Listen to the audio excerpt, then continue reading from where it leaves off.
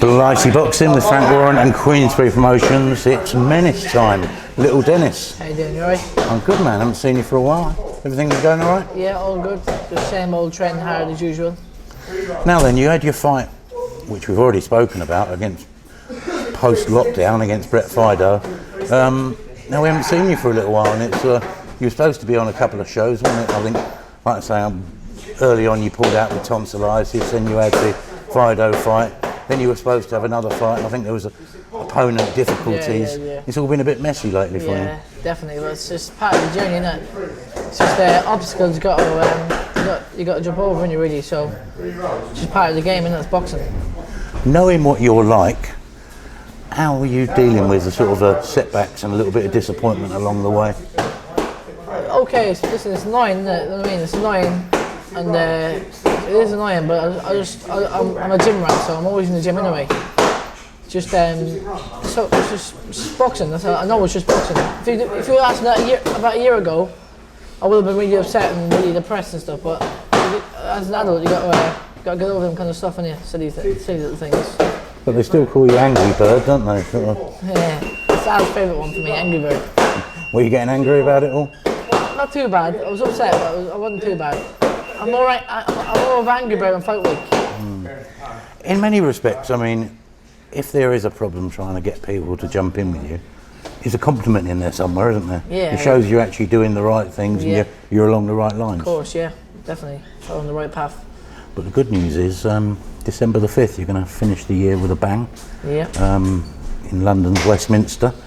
Looking forward to that. Yeah, I can't wait. It's going to be a good show, and I can't wait to show me skills again as usual. I suppose at the end of it, it will still mean you've been out 3 times this year, which, considering we've been in lockdown for most of the year, is not too bad, is it? Not too bad. No, it could be worse. Couldn't get out of told some people are. You know what I mean? So I'm grateful. I'm very, very grateful to even have one fight. Never mind 3. What are you making of this bantamweight division at the moment? Lee McGregor, who's going to fight for European title soon. It just got put off. I think it's going to be in January now. He had Farouk fought the other night. He sort of bobbed around, didn't he? Yeah. How far off getting involved with those boys? I reckon I'm 12 months away from getting involved with them boys. They're a bit ahead. They're on a different path at the moment. I think they're looking for world honours at Farouk and McGregor. So they're out of the question, I think, till 12 months' time maybe. And I'll come along. But I think 12 months, I'll be taking them all out. But if you look at that as the next benchmark, if you like, that's British title level. They're probably a bit better than that. Do you, in yourself, I bet you think to yourself, I'll do it tomorrow. It's there for the taking for me, mate, to be honest. It's there for the taking. My skill set and everything, it's just... I believe I can probably beat him now, if I'm being honest with you. I will beat him now.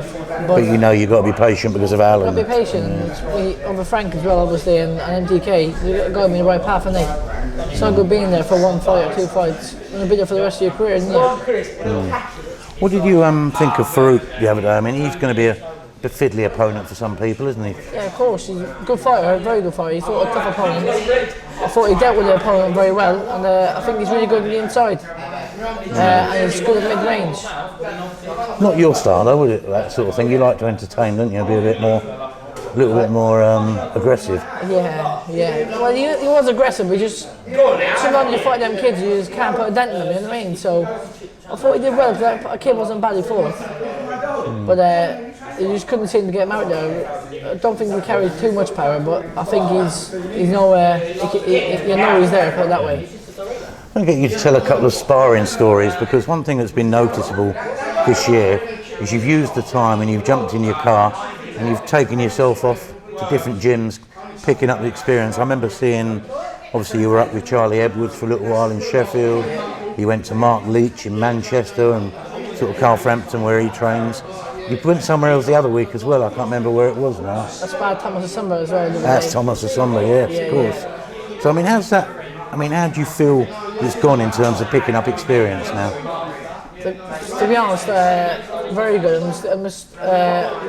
They're good kids, isn't it? They're all of them good kids, and it's had some big fights in their careers already. So it's good to know where you're at. Put it that way.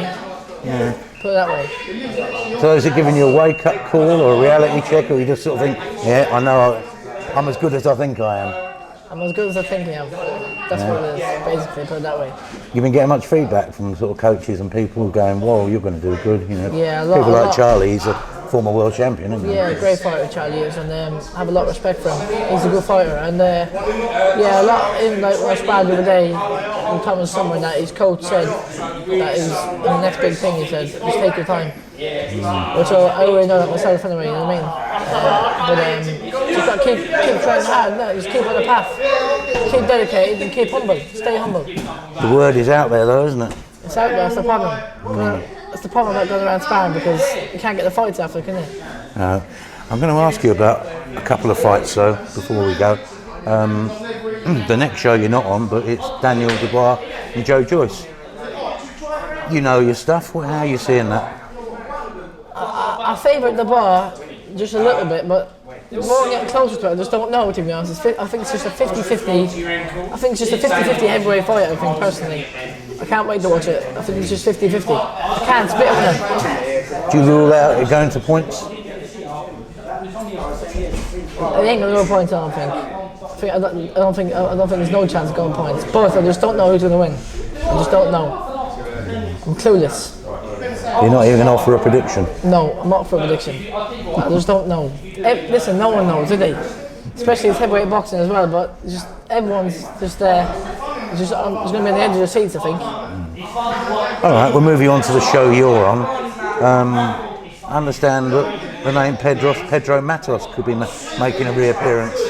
That was a decent fight on paper, wasn't it? Yeah, definitely. He's a strong, tough kid, and he's fought for the European title and that, so nice little step up for me, wasn't it? Yeah, obviously you were disappointed last time, but hopefully it'll come good this time. Definitely, everything happens for a reason, everything happens for a reason.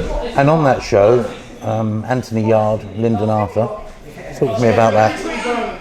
I ain't seen too much of Yardy. I've watched a little bit of Yardy. I ain't seen too much of Lyndon Arthur either, but I do think Lyndon Arthur's going to cause him a few problems early on, boxing ability. I just don't, same again, it's a fight, I think it's just a very 50-50 fight, I think. A few people favour Anthony Yardy, but with the boxing ability of Lyndon Arthur, it wouldn't surprise me if he pulls it off. It wouldn't surprise me, he's got very good boxing ability. Prediction? 50-50 again, I just don't know. Right. I just don't know. You're sitting on the fence tonight, are you? I'm sitting on the fence, definitely, but I just... Lyndon Arthur's got, I think, he's got better boxing ability. Technically better fighter, but I just don't know. Yeah, he's got a one punch in it. Finally, married life still going well? So good, so good. Never. Still doing as you're told? No? Trying to. Alright then, nice one. Cheers, mate. Thank you.